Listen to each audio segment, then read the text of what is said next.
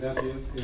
Buenas tardes. Yo preparé para ustedes, para leer aquí un escrito que se llama Hotel Saer, o Hotel Saer. Lo voy a leer en su versión 15 minutos, porque no voy a apurarme para leer, porque sería, entre otros motivos, porque sería traicionar el espíritu de un escritor que hizo de su prosodia y en cierta manera la lentitud y la cadencia una de sus marcas más personales. Entonces, cuando lleguen los 15 minutos voy a interrumpir la lectura, le voy a dar paso a Raúl, y después el que quiera conocer o leer todo el trabajo me lo puede pedir y se lo mando por correo. Voy a empezar diciendo lo que el Hotel Saer no es. Podría ser galería de personajes, Barco, Tomatis, Leto, etc. Podría ser escenario de hechos entrecruzados. Podría ser dispositivo de representación histórica. El Hotel Saer no es nada de esto. Es una entidad al borde de la inexistencia debido a su carácter eminentemente abstracto. El Hotel Saer es efímero, aun cuando sus partes tiendan a ser permanentes. El Hotel Saer es más de una cosa, esto lo convierte en asombrosamente hospitalario. Por otra parte, el Hotel Saer busca descomponer lo fijado, también busca alternativas a las jerarquías conceptuales. Para ello, precisa descomprimir relaciones y disolver unidades de significación. El Hotel Saer, por su naturaleza mezclada, combina elementos heterogéneos y ofrece albergue a asociaciones improbables. El Hotel Saer no existe de modo tangible, solo es una organización de reflejos. Por lo demás, son muy disímiles los componentes del Hotel Saer, tanto en temperatura como en extensión. A veces, los elementos estallan o se comprimen apenas son identificados. Otras veces se integran con persistencia a las distintas configuraciones del hotel. El Hotel Saer requiere la agregación de elementos provenientes de la literatura y del exterior. Si debiera definir el Hotel Saer en dos palabras, diría que consiste en una esfera de situaciones. Un domingo a la tarde salía con dos amigos del cementerio donde están los restos de Juan José Saer. Nos rodeaba desde hacía rato una nube de sentimientos afines, aunque seguramente con distinta composición y significado, un poco a la manera saeriana. Para mí, la manera saeriana de representar la interioridad es confrontar las personas con la estricta casualidad de los hechos. Así actúen a favor o en contra de ellos. Los personajes son solidarios unos con otros en términos novelescos, comparten las tramas de las historias, y el relato va rodeándolos de una sustancia nubosa, pero de significados diferentes. Esa adherencia, que no se ve, pero tiene los atributos de una marca, es objeto privilegiado de los relatos de Saer. Y me gustaría ampliar el símil gaseoso para sugerir que las narraciones se despliegan según combinaciones de disipación y aglutinación, suspensiones y flotaciones que regula escenas y relatos. Fuera del cementerio apenas vimos una feria de anticuarios, nos despedimos. Yo quería ir sin demora al edificio de Saer en Montparnasse. Observar las casas es asomarse a un original, a un sistema de impresiones que, uno espera, sea cercano o replique el sistema de la persona a la que esa casa o edificio alude, cuyo sentido profundo, de todas maneras, ignoramos. Saer vivió en un edificio de la Rue Commandant Mouchot, creo, desde mediados de los años 90. Arquitectos o urbanistas aluden a él como conjunto habitacional. Se levanta al costado de la estación Montparnasse y sus números parecen extraídos de la estadística. 200 metros de largo, 88.000 metros cuadrados, más de 750 departamentos. Vidrio y aluminio son sus materiales excluyentes. En Internet pueden verse vistas y comentarios dedicados al conjunto. Estas fotos naturalmente son extraídas de Internet, ¿no? Quien observe una de esas fotos podrá intuir la experiencia de contemplarlo, experiencia probablemente no demasiado ajena al trance de observar edificaciones parecidas en la onda de Le Corbusier. El ojo se siente atraído por el tamaño de lo erigido y la malla geométrica que es la fachada, en cuya densidad, sin embargo, la vista se pierde a cada momento. Esta dificultad para estabilizar la mirada en cualquier punto de la fachada es equivalente a cierto efecto de la lectura sairiana. No porque sea difícil fijar la atención en alguna secuencia precisa de sus relatos, sino por la quietud y deriva continua de los momentos de la narración que al cabo se tornan, por agregación, hipnóticamente equivalentes en un mismo nivel de conciencia o de lectura retrospectiva. Como se sabe, el efecto es acumulativo, aunque también es navegativo y puede ser inagotable. En todo caso, diferente del trance de apreciar el edificio de Saer, que como ocurre con los grandes volúmenes, impresiona básicamente por su impávida monumentalidad. Si iba a la casa de Saer propiamente dicha, antes de tocar el timbre me demoraba en la vereda de enfrente, miraba el edificio y buscaba entender el aire de esa calle, que me parecía extravagante respecto de las calles parisinas en general. El edificio parece tributario de lo funcional, según el carácter de los años 50 o 60. La misma geometría presente en el interior de los departamentos, aunque con la ventaja, dentro de ellos, de que la sensibilidad de los ocupantes puede romper con el mandato de aniquilación de reflejos y sombras, busca transmitir a quienes circulan por el interior una idea de deslizamiento por sobre una sensación de pertenencia, amparo u hogar. También, como edificio podría soportar una trama de realidades contiguas y sincopadas, como las madejas de coincidencia que propician los hoteles.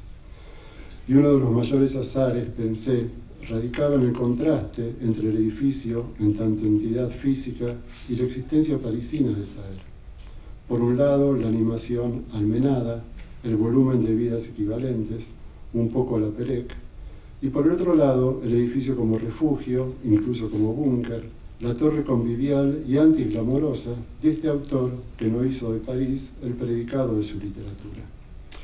Quiero decir, dentro del complejo gigante, la densa, anónima, circunscripta, silenciosa, inadvertida existencia individual.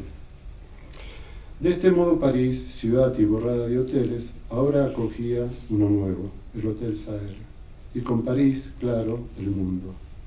Algo que trascendiera el solar, pero también el mismo nombre, Saer, en tanto marca que designa relatos y operaciones de la sensibilidad. El nombre como vehículo de alusiones, el rubro hotel en un sentido figurado, una explicación acaso aproximativa, una literatura adaptada a un sistema de hospitalidad. Por un lado, denominación secreta para el hogar indistinto de alguien notorio dentro de un conjunto habitacional de gran tamaño. Por el otro, hotel, como concepto, espacio funcional de presencias disímiles.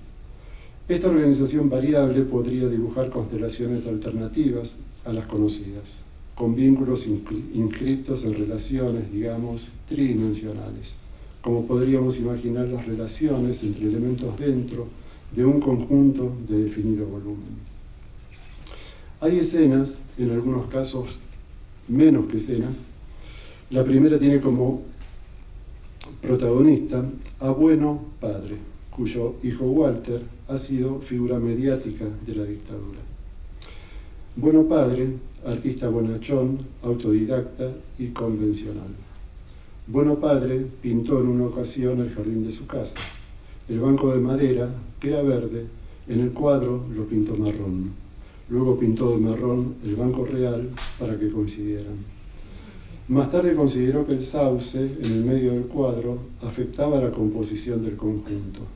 Entonces decidió borrarlo, luego de lo cual, satisfecho con el resultado final de la ejecución, arrancó de la tierra el árbol real. Se podría afirmar: la vida imita al arte. Es lo que Carlos Tomatis dice en otro momento que ahora referiré, que pertenece sin embargo a la novela que estoy mencionando. Es un episodio de adaptación de lo dado a los dictados de la representación, y en tanto tal, no debería impresionar porque se extiende como una cadena de formulaciones de lo verdadero en su permanente huida de la amenaza de lo falso. En esta segunda escena, Tomatis está en el Hotel Conquistador, espera a Vilma Lupo, que se fue a bañar. El Hotel Conquistador, cuya arquitectura desproporcionada y amenazante, en especial durante la noche, suscita en Tomatis un sentimiento de angustia moral e indignación ideológica. Tomatis está en la pieza de Lupo y agarra un folleto que encuentra a la mano. El folleto muestra una habitación similar a la que ocupa en ese momento. Incluso la perspectiva coincide con la vista que tiene desde donde está. Tomatis se siente atraído por la similitud de ambos órdenes, a los que asigna un mismo nivel de existencia. Quiere saber cuál de ambos modos, si la habitación cierta o la imagen que la representa, contiene al otro. Y para responderse, debe evaluar con herramientas más eficaces ese parecido. Por lo tanto, pasa primero los dedos por la imagen en el folleto y luego por la madera de la cama. Y quiere verificar con el tacto una diferencia de otra manera, acaso para él no tan evidente. Pero la vía empírica es insuficiente. Tomatis no alcanza a descubrir ninguna brecha esencial entre modelo e imagen. Es como si, al igual que la percepción de Bueno Padre, la de Tomatis no se dejara engañar por el dilema de la representación, que impone su desconfianza en términos conceptuales. También en este tema hay en Tomatis una inocencia extrema, de un purismo ingobernable, cuyo mandato requiere huir del lugar común a cualquier precio. Un gran momento de la desconfianza recién mencionada pertenece a Wim Wenders, cuando a mediados de los 70, en la película Alicia en las ciudades, pone a su actor principal a disparar una Polaroid tras otra frente al mar, para decir, ante cada nueva foto, después de compararla con el agua, no es lo mismo, no es lo mismo. Tomatis, en cambio, dice que la foto de la habitación y la habitación son lo mismo, y sencillamente no lo puede creer. Las palabras que habrían podido disculpar a Bueno Padre, la vida imita el arte, son las que pronuncia Tomatis cuando se asombra ante la preeminencia de la imagen del folleto por sobre la presencia física de la habitación. Justo en ese momento sale del baño Vilma Lupo, envuelta en una bata, y Tomatis teme que malentienda su comentario y crea que es un elogio dirigido a ella. Lo imborrable es una gran novela sobre el lugar común. Tomatis se deja vencer por el lugar común, no sin oponer una resistencia probablemente no heroica, en todo caso estoica. En este caso, el lugar común es el tejido de sentidos construidos durante la dictadura, con los cuales Tomatis va tramando una convivencia ominosa. El sistema del lugar común se manifiesta en los cruces entre enunciación, creencia y experiencia. Por ejemplo, desde el que me la corten en rebanadas, dice sacrificial dentro del soliloquio que es la novela, hasta la especial atención que se le presta a la ropa, idioma de transparencia que admite diferentes lenguajes. Me gustaría sugerir una relación entre el dominio de la imagen reproducida sobre lo cierto, la anécdota de Bueno Padre, el trance frente al folleto del Hotel Conquistador, y la ropa como envoltura legible, incluso transparente en su significado. En la novela, la ropa sirve a la identificación de perfiles individuales y psicologías. Por otro lado, el mismo texto disuelve la consistencia de lo dado a través de los juegos de imágenes y la representación asociada a lo real. Es como si la sensibilidad de Saer asumiera mayores resonancias conceptuales cuando está asociado a lo físico y material, a lo exterior, y menores resonancias o más realistas cuando está orientada a los individuos. Creo que esta es una dualidad irresuelta en Saer, o más bien que Saer se jugó por la eficacia estética de esta dualidad. Sintéticamente, personajes de individualidad psicológica e histórica transparente puestos a actuar en un mundo corpuscular. Al comienzo me referí a Bueno Padre, su operación pictórica. En los papeles de Princeton, en la carpeta 9 de la caja número 5, se lee en una página par de cuaderno, entre comillas: el padre de Max Ernst, pintor aficionado, pintó un día el jardín de su casa. Empezó al aire libre y terminó en su taller. El cuadro representaba un sector del jardín con un gran árbol en el medio. El padre de Ernst borró el árbol del cuadro por parecerle que el cuadro quedaba mejor sin él. Después arrancó el árbol del jardín para que se pareciese al cuadro. Ahí termina la cita del cuaderno. La austeridad de la notación permite suponer la petición de fe realista que Saer encontró en la historia de Ernst padre. Es como si el realismo se jugara en la confrontación con dos posibles representaciones: la lógica de la composición o la lógica del predominio discursivo, que en apariencia son excluyentes y tienden a una tirante convivencia. En la siguiente escena, el protagonista es Leto. Pero aquí termino porque han pasado ya los 15 minutos.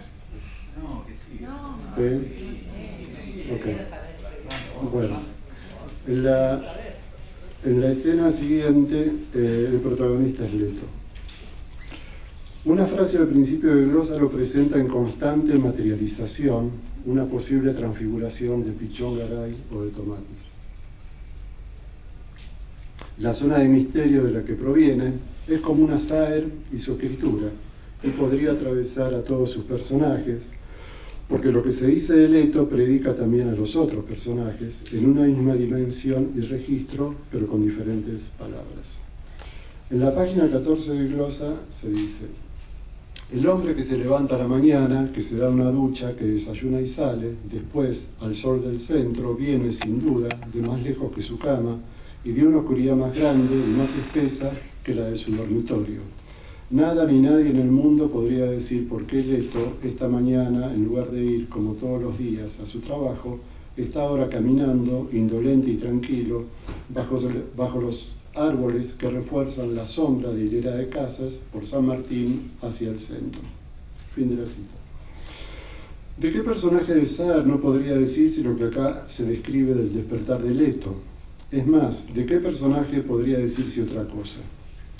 La caminata resulta sin duda accesoria, como el nombre de la calle o la hilera de sombras. La marca de fábrica consiste en proceder cada mañana de una oscuridad más grande y más espesa que la del dormitorio. No es accesoria para la historia que se cuenta, esa caminata o el contexto de ese despertar, pero sí lo es para la naturaleza del personaje, porque el fenómeno es tan versátil como trascendental. Se me ocurre entonces que embajadores de un mundo cíclico que empuja constantemente de un fondo de materia desintegrada y fundida con la oscuridad, estos individuos se resuelven como huéspedes de un espacio a cuyas pautas y condiciones deben acoplarse. No son héroes desafiantes, no actúan en contra de casi nada, excepto a veces de su propio deseo. Son invitados al entorno particular, que es la entidad narrativa que habitan, para medir la temperatura del contexto y la propia. El Hotel Saer, como buen hotel, tiene espacios dedicados también al juego. Sergio Escalante, en Cicatrices, postula una fenomenología del punto y banca. La matriz imaginaria y conceptual de la descripción coincide con esa cosmogonía cíclica del comenzar inagotable y la indeterminación permanente, tan frecuente como evento trascendental en los relatos de Saer. ¿Será que el punto y banca ha brindado al autor soporte inspiracional para sus habituales y densos recomienzos dentro de lo discontinuo? Voy a citar ahora un par de párrafos de Sergio Escalante dentro de ese fragmento tan impactante por el grado de elaboración abstracta y de descripción empírica dentro de Cicatrices, cuando describe el mecanismo y la organización del juego de punto y banca, ¿no? Entonces dice en estos párrafos Sergio Escalante: la evidencia, por lo tanto, en el juego de punto y banca es un accesorio del acaecer, no el acaecer mismo. Es además subjetiva. El hecho se hace evidente para mí pero no era menos real mientras permanecía oculto.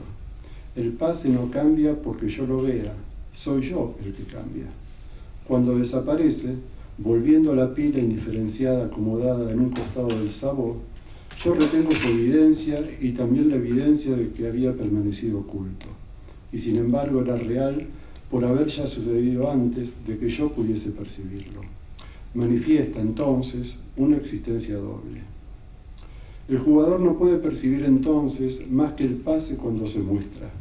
No puede tampoco hacer otra cosa que reconocer que lo único real para él es esa percepción tardía del acontecimiento. Pero el pase, no obstante, no vale nada para él en el momento de mostrarse. Es necesario que haga su apuesta a ciegas, o que invente un sistema de referencias para vertebrar en él cierto número de pases. La singularidad de este juego reside en que se trata de un juego de naturaleza compleja que me impide desde todo punto de vista una conducta racional.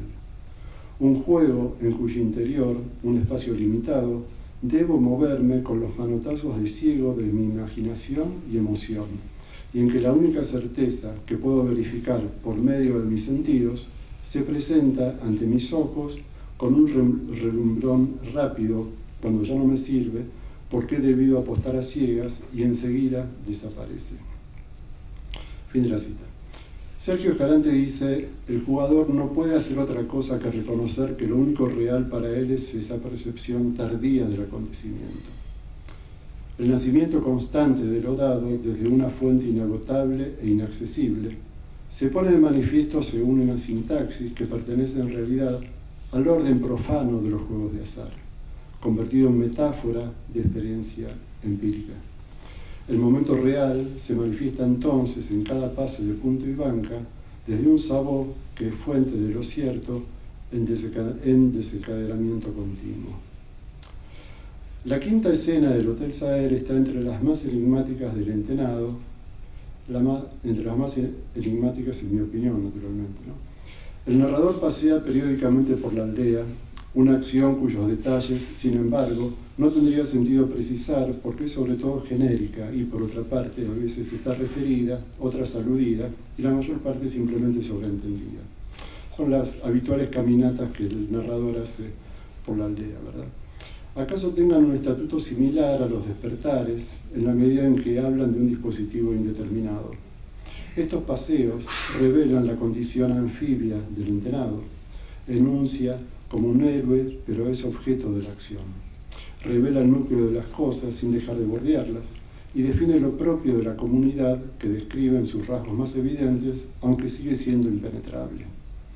Los paseos son secuencias estrictamente dramáticas en el sentido de teatrales, y su condición intrigante responde a que se trata de conductas extrapoladas en tiempo y espacio, en tanto pertenecen al mundo de las ciudades y dentro de este mundo a las ciudades de una época en particular, las modernas. Incluso los miembros menos anónimos de la tribu, que apenas alcanzan un atisbo de individualidad, siempre momentáneo, son quienes andan de aquí para allá, paseantes distraídos y esclavos de los impulsos de la curiosidad. El paseo del entenado discrimina el espacio entre núcleos y periferias, entre zonas de agregación y de disolución, y sobre todo crea un simulacro de mundanidad. Es un flaner descolocado. Este sistema de vecindades correlativo a la socialidad impuesta por los paseos solo se encuentra en la voluntad descriptiva del entenado. Es una cadena de lugares, de casas y de áreas, de recorridos referidos, que paradójicamente prescinde de eslabones. El visitante del hotel asiste entonces a otro anacronismo. La aldea, no la tribu, a veces y de manera parcial, se postula según criterios de una ciudad para ese momento virtual, solo vigente en la imaginación del narrador, apenas supuesta, o mejor, como una aldea indígena del pasado recorrida por un visitante actual. Supongo que los momentos o escenas que propongo podrían intercambiarse por otros, obedecen a una elección un poco casual. Si debiera justificar el criterio, diría que son resultado de una dificultad, que es la disposición de esta obra, la de Saer, desde mi punto de vista, para revelarse con particular intensidad a través de lo fragmentario y lo circunscripto, cuando, y paradójicamente, es probable que haya sido concebida según una idea de totalidad. La obra de Saer posee una compacidad engañosa. Es evidente la intención constructiva que apunta a un mundo unitario y autocentrado, pero la reverberación que producen sus partes se organizan en constelaciones acotadas y sobre todo momentáneas. Si perduran, lo hacen como puntos de una cadena que mientras tanto permanece como el resto en la oscuridad. Para mí, la manera más gráfica de figurar el funcionamiento cambiante de esos pequeños componentes de la literatura de Saer dentro de un conjunto que lo aglutina, trances de narración en los que se mezclan personajes, situaciones, temperamentos, deslizamientos, temperaturas e ideas, la manera más gráfica de figurar ese funcionamiento pasa por la idea de hotel. Hotel como trama concentrada de experiencias sometidas a regímenes de condición y realidad variadas. Cuando me detenía a observar el edificio de Saer, se imponía la idea de hotel, por otra parte, con la fuerza de lo material y evidente. Desde ese momento llamé Hotel Saer tanto a aquella mole como a su literatura, o más bien cierta predisposición hospitalaria de su literatura y su propia naturaleza autorreflexiva, que tiende a albergar unidades mínimas de significación variable, solidarias y aéreamente vinculadas a través de los libros, como si se tratara de cantidad de fluidos entrecruzados que no respetan frases, párrafos, páginas, capítulos o títulos. Hotel Saer a ambas disposiciones, una física y prominente, el edificio, otra virtual y solo de a ratos materializada como papel, o sea, los textos. Hotel Saer como enigma de esa entidad orgánica, espacial, no solo territorial, autopensante, llamada obra de Saer. Gracias.